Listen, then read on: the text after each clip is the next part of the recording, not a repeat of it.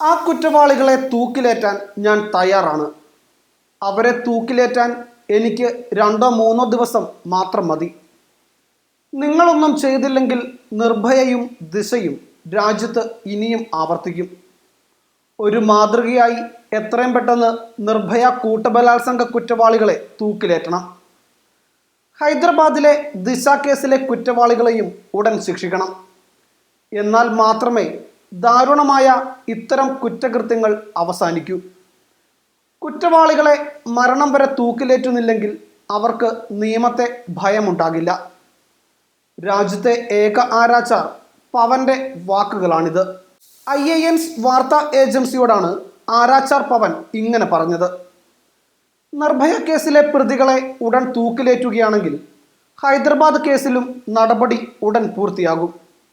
എന്തിനാണ് നമ്മളവരെ തിഹാർ ജയിലിൽ സംരക്ഷിച്ചു കൊണ്ടിരിക്കുന്നത്? ഈ കുറ്റവാളികളെ എത്രയും നേരത്തെ തൂക്കിലേറ്റുകയാണെങ്കിൽ ഇത്തരത്തിലുള്ള കുറ്റകൃത്യങ്ങൾ നമുക്ക് അവസാനിപ്പിക്കാമെന്ന് പവൻ പറയുന്നു. വിവാദമായ നിർഭയ കൂട്ടബലാത്സംഗ കേസിലെ 4 പ്രതികൾക്ക് തൂക്കുകയറിലേക്കുള്ള ദിനങ്ങൾ എണ്ണുമ്പോഴാണ് പവന്റെ ഈ വെളിപ്പെടുത്തൽ. പവൻ ഒരു ആരാച്ചാർ കുടുംബാംഗമാണ്. അച്ഛനും മുത്തച്ഛനും മുതുമുത്തച്ഛനുമൊക്കെ പിന്നാലെ കുടുംബത്തിൽ നിന്നും പവനും തൂക്കിലേറ്റാൻ പോയിട്ടുണ്ട്. അച്ഛനോടൊപ്പം പോയി പട്ടിയാല സെൻട്രൽ ജയിലിലാണ് പവൻ തൂക്കുകയർ ഒരുക്കുന്നതിന് തുടക്കം കുറിക്കുന്നത്. 2 സഹോദരങ്ങളെ ആയിരുന്നു തൂക്കിലേറ്റിയത്. മുത്തച്ഛനോടൊപ്പം 5 പേരെ തൂക്കിക്കൊന്നിട്ടുണ്ട്.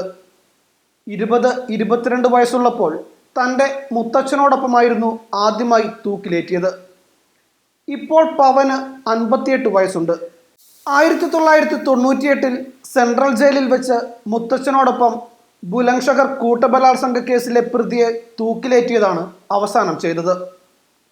പവൻ ഇപ്പോൾ ഉത്തർപ്രദേശിലെ മീറത്ത് ജയിലിലാണ് ജോലി ചെയ്യുന്നത്. ഇപ്പോൾ ഒരാളെ തൂക്കിലേറ്റുന്നതിന് 25,000 രൂപ കിട്ടുന്നുണ്ട്. ഇത്ര തുച്ഛമായ രൂപയിൽ ജീവിക്കാൻ പ്രയാസമാണെങ്കിലും ഒരു തിന്മയുടെ ജീവിതത്തിന് അന്ത്യം കുറിക്കാൻ കഴിയുന്നതിൽ സന്തോഷവാനാണ് പവൻ. വിവാദമായ നിർഭയ കൂട്ടബലാത്സംഗ കേസിലെ 4 പ്രതികൾക്ക് തിഹാർ ജയിലിൽ തൂക്കുകയർ ഒരുങ്ങുകയാണ്.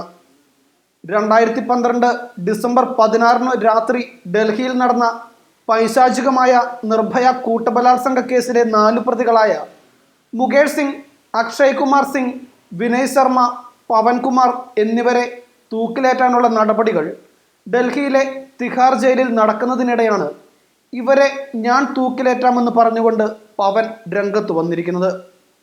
ന്യൂസ് ഡെസ്ക്, വാർത്തകൾക്കൊപ്പുറം ന്യൂസ്.